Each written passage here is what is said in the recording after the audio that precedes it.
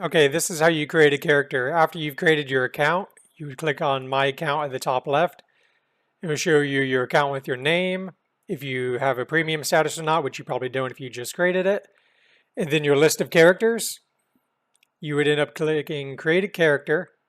You can do whatever name you want, your sex, the game world that you want to do. You can read the manual to explain these.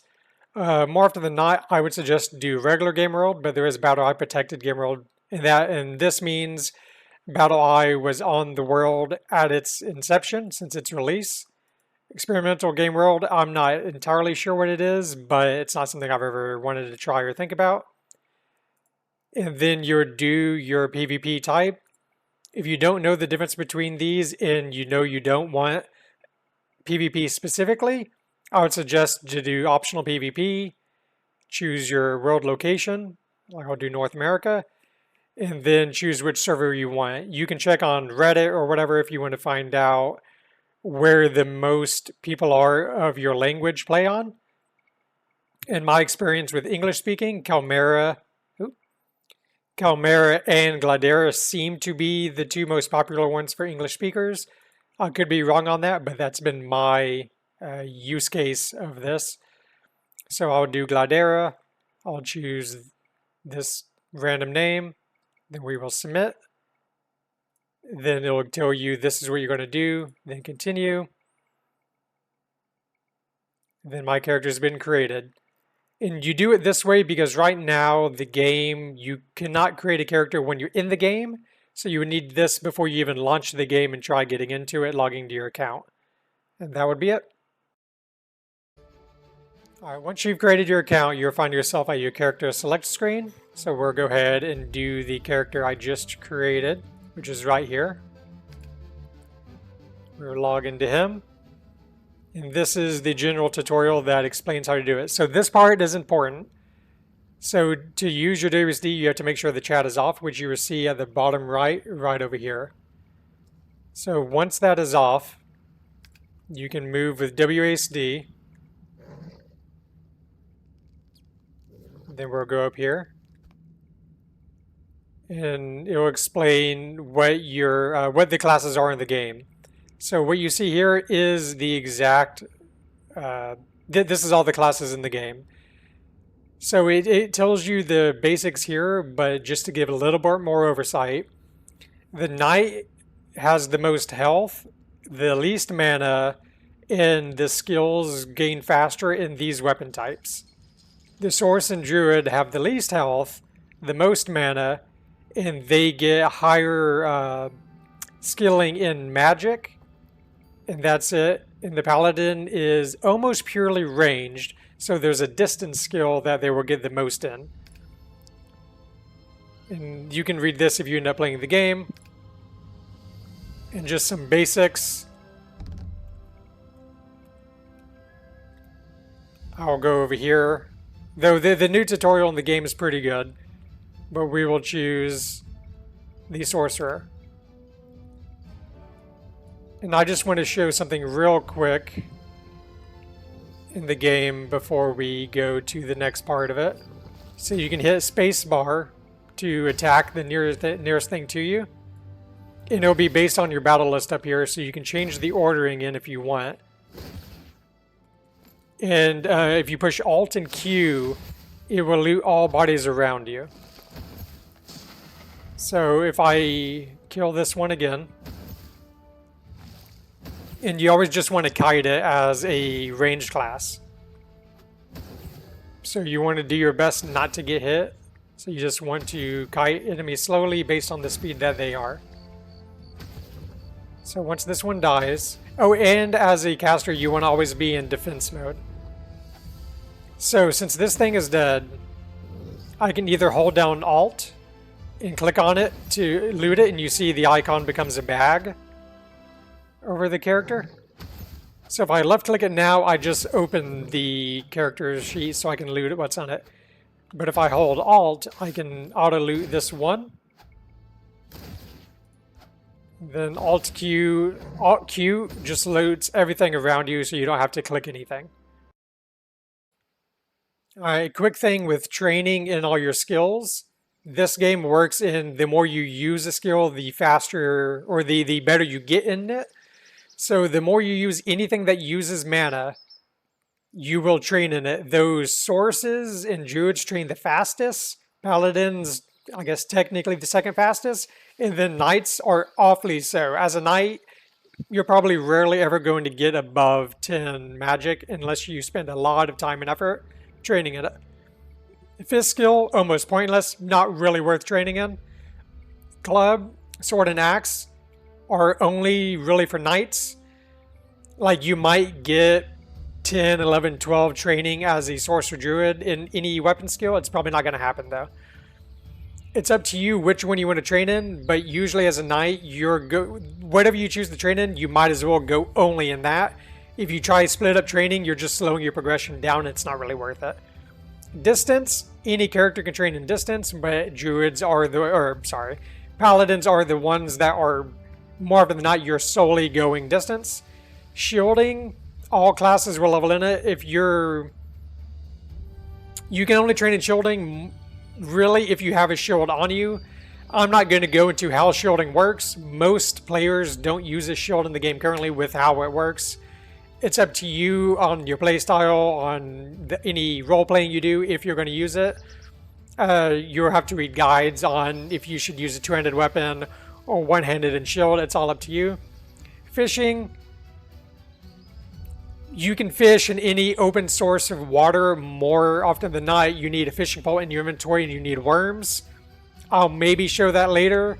It's worth doing if you don't want to carry food on you, but it's not really expected that people are going to go hard into fishing. To get quests in the game, every NPC you need to talk to, so you can just left click on them and it says hi, and anything blue will be the important things. So typically, if you're unsure, if you talk to an NPC, you can either say help, mission, or quest. And one of the three, if they are a character that gives a mission, it'll give it to you. So with Nago over here, I don't know how to say his name, you can click help. And it'll tell you a little bit about the game and how shovels work. But if I do mission, it's like, okay, if you're looking for a mission, go talk to Morris upstairs. So we'll go upstairs and talk to Morris. Say, I have a little quest or a mission for you. Click mission. I have a job, so I can either fetch something or I can kill something, and he gives you a choice. So I'll choose kill. Then I can choose what I want to kill. So the trolls are right outside the starting area, so I'll say trolls. And then he wants me to slay 20 of them. And then I can come over here and click the quest log button. Go open the quest tracker. You can see on the right side, I will add the quest, click show, then showing my quest. When you reach level 8, okay, so I'm not level 8 yet, so we're going to do trolls. Close it. And then there's trolls right outside town. So I think it already gave me this quest just as soon as I made the character, but it's a good habit to get into. Come back out here. Kill him. And then the quest updated to 6 to 20, and then you keep on killing them, then you'll go back to Morris to turn in the quest. Alright, we're going to show how talking to NPCs work. If you go to any one, you click on them. In any of this, you can either click on them and click the blue color text, or you can just push enter and type in like bye, type in hi, and then the closest NPC to you will go based on that. You can also type in trade if you don't want to click trade. It'll show you everything this specific NPC has to sell, and anything that they will buy from you. So he doesn't have anything that we want, so we'll go up here and see if these guys have anything I want. If NPCs are ever near each other, sometimes you will need to say hi, then that specific name. This only happens, I think, a time or two that I've seen in Khazad-dûm, which is a dwarven city later in the game, but generally that's how it may work. So what does he sell? Okay, so we don't have a shovel, and I know we're going to need that. So I'll buy that. Then I can sell him meat, but I don't want to sell him anything that I have on me. We'll leave them, and we'll come to this guy with all the money. This is your bank. So I can do that, and I can ask for my balance. I have 0 gold, or I can say deposit all, if I want to deposit all my gold. Or I can say deposit 10. And then only deposit 10 gold, say yes. Then 10 gold has left my inventory and only have 5 on me now. If I ask for the balance, I have 10 gold inside. So I bought a shovel a little bit ago that you saw. So how the shovels work, if you see any stone piles like this, more often than not you can use the shovel on them to open them up so you can go down there. If you go down, you will see what's in here. It's usually recommended to have your rope on a hotkey. So like I have mine on F that you see down here. So I can, wherever you fell down on, there's a little shadow. So you need to keep track of it. If you use the rope, like let's say I just left click on it, then click on where I came down, I will rope back up. You can also rope up any creatures that may be on there. This may not work on this tutorial island, but if you have a friend down there that forgot his rope, or there's a player asking for help, if they stand on that spot and you go up and you use the rope on the hole, you will pull them up to you so you can save them like that. So that's how you escape. If you ever go down a hole and you don't have a rope, you will be stuck there and you may die. So get to a safe spot, log off if you need, make another character, throw a rope down there. Or if you go to the chat, you can go to world chat or English chat, whatever language you may be, and ask if anybody can come to where you are to help you out. All right, when you get to level 8, and remember that you do have a quest for this. So let's quest tracker show. Let's show this one. If you get to level 8, remember to talk to this character. You do not want to be in Dawn Point after level 8 because it can mess up how your character levels up after that. So just by the time you hit level 8, make sure you talk to this character and pick what class you want. To pick the class, you're going to go through one of these doors. I do not remember specifically which one is for what class, but Oressa will tell you which one is what. And then you will end up in the mainland in whatever town you pick. I believe they suggest that you go to Theus. Theus is the town down here. The new area you start in, I believe, is around this little area right here. And this will be the new player experience. So once you hit level 8, pick your class, come over here and do the new player experience, and that's it. Alright, we're going to be showing off the bank or depot. So the easiest way to tell a bank or depot is you'll see a sign like this.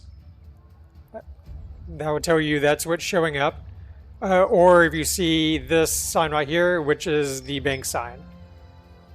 But the easiest way is if you see these little glowing orange boxes with the chest on top.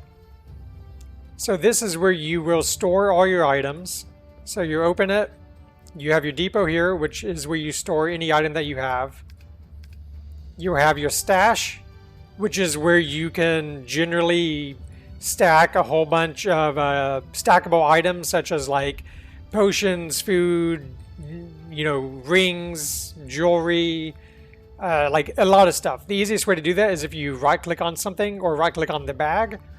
You can say stow contents, and it'll stow everything in any of your backpacks. So if I go in here now, all my stuff is in here that I could put in here. So if I want to take it back out, I can be like, oh, I want 47, and it takes them out to your backpack. So I'll take these back. There's also the, this is where anything that was mailed to you or was in a house, which we'll explain that later, but if anybody mails anything to you, it'll be in your inbox. And then you have the auction house. The auction house works like it does any other game. If you end up wanting to look for something, let's say I want an Amulet of Loss. These are people selling the item, so they're selling them for 50,000 apiece. And these are people buying items, so these are buy orders. So if I own an Amulet of Loss, I could be like, okay, I'll sell it to this guy for 35,000. I'll do it. I'll click accept. I'll get the money immediately, and they'll get the item. A huge part of Tibia is going to be going to the temple and then going to the Explorer Society. So the temple would generally look anything like this. Each major town has one. The easiest way to tell is usually you can either look like a map and it'll have this general color scheme going on, or there will be a monk and it'll have this general floor pattern. Temples, much like banks, are very easy to tell. Also, if you see one of these things up here, the imbuing station, you're probably in a temple. I suggest you always keep your adventure stone on you. If for whatever reason you lose it, you can talk to the guy in the temple and he can give them back to you. So, but if you use the stone, you will end up here. You can do a handful of things here, but the most important things are coming down here using this statue. And then these are daily rewards that you can get, and then you can get bonuses for the more consecutive days, up to 7 days. So I'll take that. So for that, I got prey cards, which I'll show later. The other next important thing is coming back up here. And it's these training statues. So this one right here is generally for knights. Well, the first three are for knights. It depends on if you're training sword, axe, or club. It's up to you which one you want to use. Everybody has their preference. Most knights use swords, but it's up to you. You have distance for paladins, and you have magic training for any character, but typically druid source. So then you end up clicking on which one you want to use. It logs you out. And then for the next, let's open up this. For the next maximum 12 hours, you are offline trained and you slowly accumulate skills in whatever you're training in. So this one's magic, so I would be training in magic, and that's what I'll get. Okay, when you're in the area that you come to into the temple, if you go up here, you'll see a forge. If you use, I guess you can only use these. If you use this, it'll bring this up. This is something that can only be used by premium players, so if you're subbing to the game. It's a little convoluted, so I'll go to the very basics. If you have two of the same item, you can combine the items and you'll get a slight buff of whatever it is. So if I had two of the exact same swords, I would be able to combine them or have a chance to combine them, and it'll merge the swords together and I'll get something called Onslaught, which gives you a chance to like double hit or crit or something like that. There is a lot more to this, but this is the very basic overview. When you are a premium player, or even if you're free, you'll see characters that have like a little blue number next to their name. That will be how much dust you get from them. So once you get 100 dust, then you can merge the items, or you can come to this conversion and you can get splinters or silver slivers. You can get exalted cores, or you can increase your dust limit. If you don't know what to do, I would suggest increasing your dust limit, but it's entirely up to you. I would suggest if you really want to go hard on this system outside the basics of combining items, which also does cost a good amount of gold, I would look up a separate guide or Wikipedia that further explains this, because it can be a little easy to get over your head on it. Alright, once you get to level 20, no matter what class you are, you can get a promotion. So like right now, I am just a druid, but you can become like an elder druid or so forth, depending on the character. Usually it is whoever can give you the promotion is the king or queen of whatever city you're in. So in Theus, it's the castle up here. You would end up going to the king.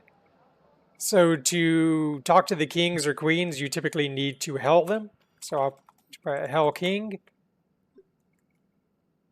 And then I can ask for a promotion. And the promotion costs 20,000 gold. Making gold is a whole other thing. Maybe I'll make a video on it. But once you have the 20,000 gold, you would ask for promotion. You would say yes. You have to be level 20. The thing the promotion gives you are a good amount of things, but generally it will be faster mana and health regen, which is very crucial for all the classes. And you will get double the soul points. Soul points are used to make anything that you can conjure or create. I don't believe knights use it as far as I've ever noticed, But sources and druids use it to make runes, and paladins use it to make arrows and amongst other things that they do. So the promotion is very crucial and worth getting as soon as possible once you get the 20,000 gold. All right, once you hit level 50, or I think it's 51, so it looks like 51, you can find out about the Wheel of Destiny, the gems in the Fragment Workshop. A very quick overview is Wheel of Destiny is a very slow but powerful upgrade system to your character. You get 1 point per 1 level, so I would not expect to get any major progress on this done for the foreseeable future. But just a quick thing, if you do end up getting 1 sliver done, which I think you would get around level 101 or something like that, you will unlock a gem slot. So the way the gem slot works is you have to be in the temple. You click on the slot over here or whichever fragment that you're working towards. You would do change the gem, and then you will have like 3 or 4 gems that would do a like elemental resistance of some kind. Then you would slot that in. That's all you are going to have for a while, so don't worry too much about it, but that's generally how it works. A lot of this will be very late game things that you get more gems as you kill bosses, but much like the Forge, if you're interested in this and you're high enough level to be able to really put it to use, it's worth looking up a Wikipedia or a exhaustive guide on how it works.